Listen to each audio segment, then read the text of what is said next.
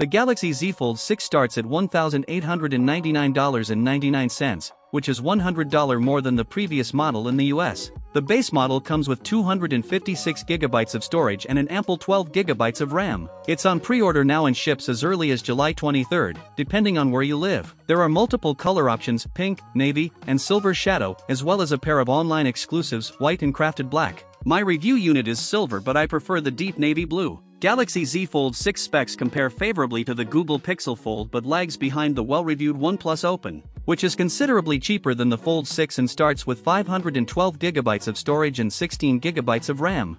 The OnePlus, though, is running on last year's Qualcomm Snapdragon 8 Gen 2 and it doesn't come with the long-term software support that Samsung offers. The improvements between the Samsung Galaxy Z Fold SAXS dimensions and the Galaxy Z Fold 5 can be measured in a few millimeters, but they make a difference. Folded, the Z Fold 6 is slightly wider, slightly shorter, and significantly thinner than the Galaxy Z Fold 5. Samsung has also managed to reduce the phone's weight. The Galaxy Z Fold 6 is just 239 grams, which is only 7 grams more than the Samsung Galaxy S24 Ultra. Carrying such a lightweight multi-purpose device in my hand or my pocket is a pleasure. The weight reduction helps, and this phone also looks great. The new design is a welcome improvement in look and feel. It should be plenty durable, with Gorilla Glass Victus 2 and Armor Aluminum, the same material used on the Galaxy S24. Samsung refined everything from the speakers to the camera array. The buttons are flat and elegant.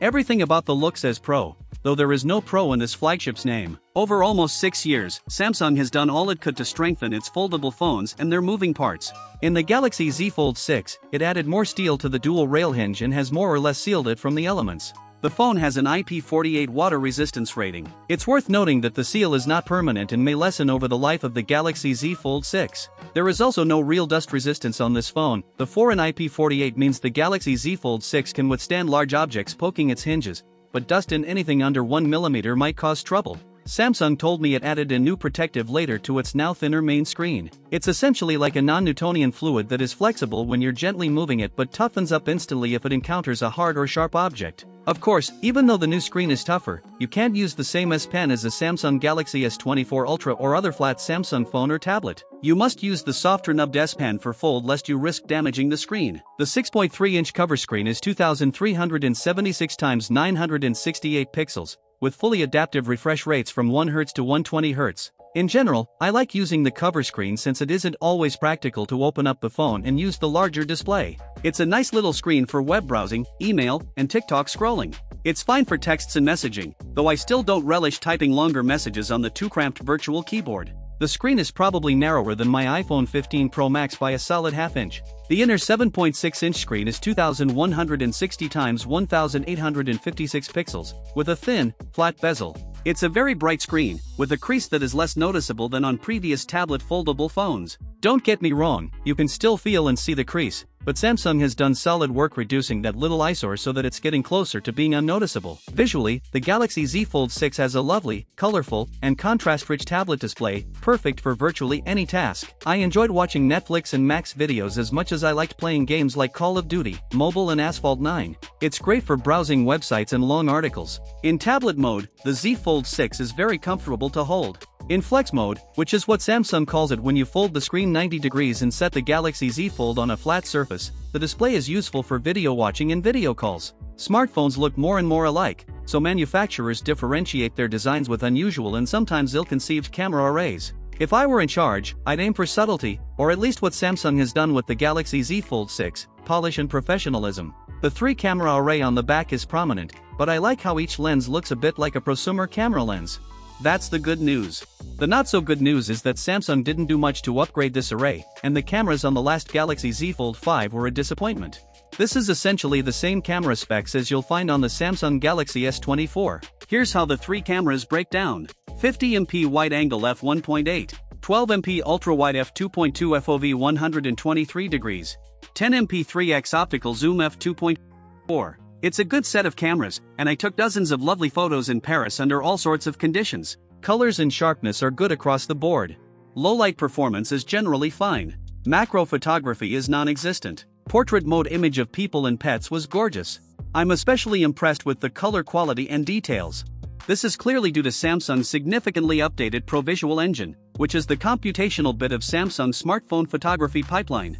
It just gets better and better at understanding reality. That said, Samsung still makes skies too blue. Samsung only decided to put a 3x optical zoom and a 50MP sensor on the main camera of its flagship foldable.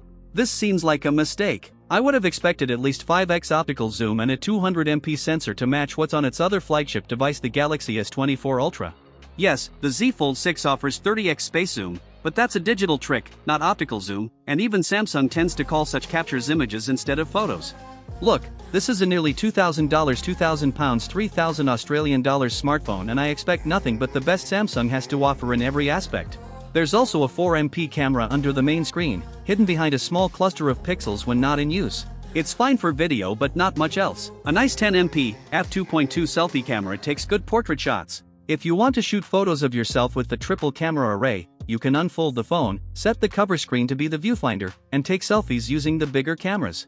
Even with these designs and minor camera updates, the real story of the Samsung Galaxy Z Fold 6 is Galaxy AI, Samsung's artificial intelligence platform that reaches into photography, image editing, text messaging, search, writing, drawing, health, and translation services. These powerful tools, which arrived more or less fully formed with the new foldable phone, are more than useful, they're often fun. Key Galaxy AI features include but are not limited to Circle to Search, Sketch to Image, Interpreter, Note Assist, Chat Assist. I've tried all these Galaxy AI features. Sketch to Image, which works best if you have access to an optional S Pen made for Fold, is good at turning simplistic line sketches into usable art. I drew in the Notes app sketches like a simple apple or a tooth, and each time Galaxy AI turned it into something attractive and useful, usually with a few options to choose from. It's a feature that wowed most people I showed, but they also expressed skepticism about whether they might use it. Perhaps more useful is the Sketch to Image on photos, which let me add photorealistic elements to existing photos. I put a dog next to me, added a bird on my head and shoulder, sketched seagulls into a Paris skyline, and removed objects from other photos. In all instances, the results were convincing, right down to shadows cast by the AI objects. AI-altered images automatically get an AI-generated content watermark. I used the Galaxy Z Fold 6 to record numerous meetings and notes and then let Galaxy AI transcribe the conversations. It even automatically summarized them.